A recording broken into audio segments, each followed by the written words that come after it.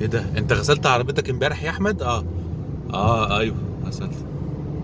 انا غسلت يعني في ظاهرة متكررة بشكل مرعب والله. انا كل ما بغسل العربية بيبقى تاني يوم كده، دي السما تاني يوم. انا متهيألي بقى هيئة الارصاد المفروض ان هي ما تشغلش بالها وتعمل دراسات وبتاع وكده، وتشوف الدنيا هتمطر ولا لا. المفروض انها تكلمني، يعني تقول انت غسلت عربيتك يا احمد؟ اه ايوه غسلتها. طيب خلاص، يبقى يا جماعة بكرة مطرة، بكرة مطرة وزعابيب واعاصير ان شاء الله.